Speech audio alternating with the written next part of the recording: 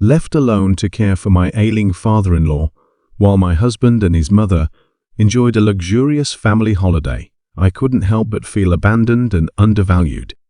Days blurred into nights as I juggled his medical needs with the suffocating loneliness that crept into every corner of the house. But what started as a challenging obligation soon turned into an eye-opening journey.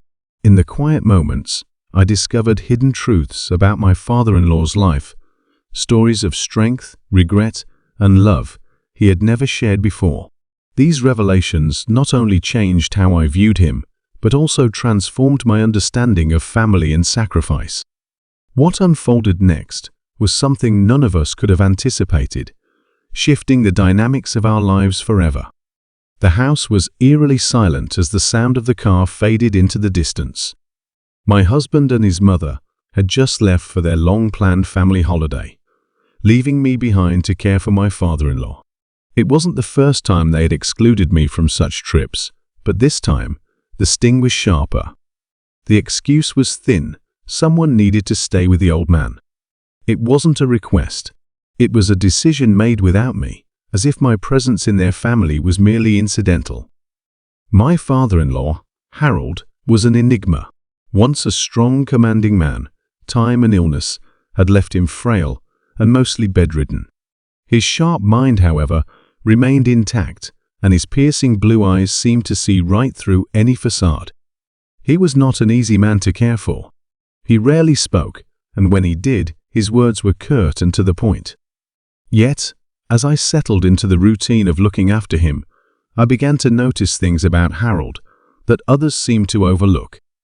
The first few days were challenging. Harold refused to eat most of the meals I prepared, dismissing them with a wave of his hand. His temper flared easily, and his disdain for my presence was palpable.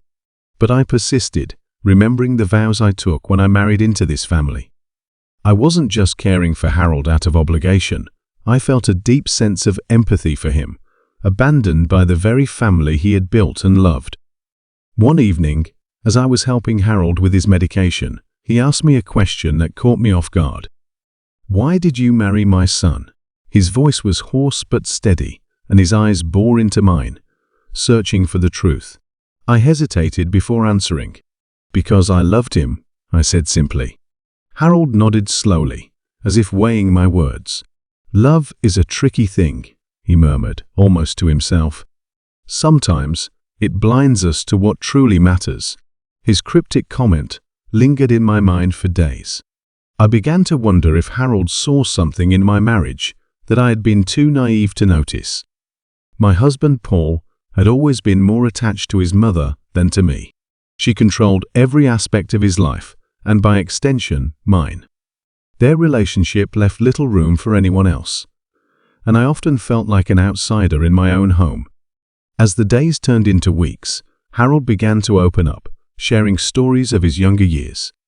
He spoke of his love for his late wife, a woman he described as the glue that held the family together.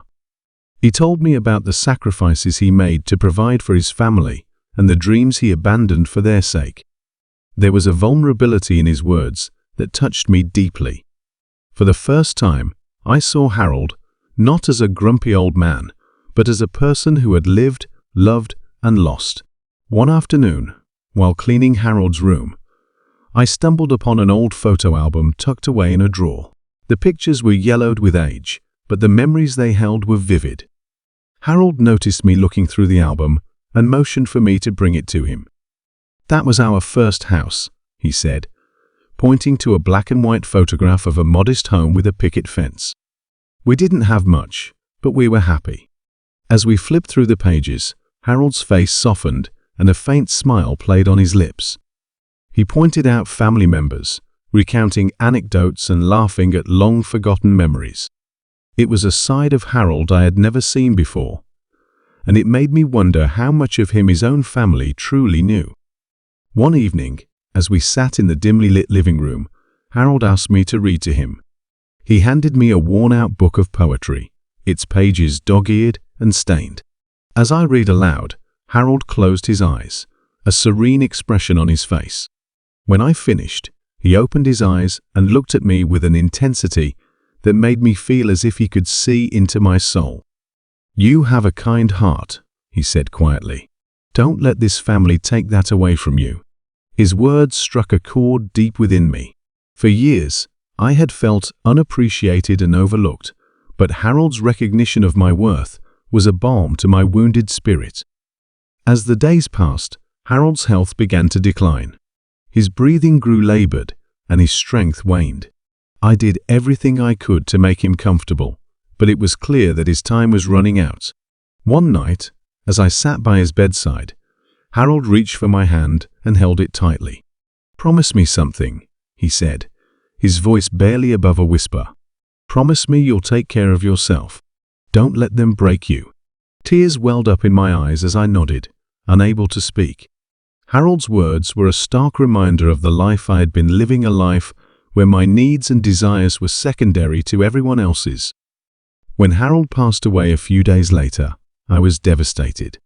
Despite our rocky start, we had formed a bond that transcended the barriers of age and circumstance. I mourned not just the loss of Harold, but also the connection we had shared. Paul and his mother returned from their holiday shortly after Harold's funeral. They seemed unaffected by his passing, treating it as an inconvenience rather than a loss. Their indifference angered me, but it also gave me the strength to stand up for myself. One evening, as we sat at the dinner table, I confronted Paul about the way he and his mother had treated Harold and me. I spoke of the sacrifices I had made, the love and care I had given, and the disregard I had endured. Paul dismissed my words, brushing them off as emotional outbursts. But I was no longer willing to accept his indifference. That night, I packed my bags and left, determined to build a life where I was valued and respected. Harold's words echoed in my mind as I walked out of that house. "Don't let them break you." They were a reminder of the strength I had found within myself and the resilience that would carry me forward. In the months that followed, I built a new life for myself, one filled with purpose and self-respect. I pursued my passions, made new friends, and rediscovered the joy of living. Harold's memory became a source of inspiration, a testament to the power of kindness and connection. Looking back, I realized that Harold had given me a gift far greater than I could have ever imagined. He had shown me the value of my own worth and the importance of standing up for myself. His legacy lived on in the lessons he had taught me and the strength I had found within. As for Paul and his mother, they remained trapped in their bubble of self-centeredness, unaware of the richness of life they were missing. But I no longer felt bitterness toward them. I had moved on, and in doing so, I had found peace.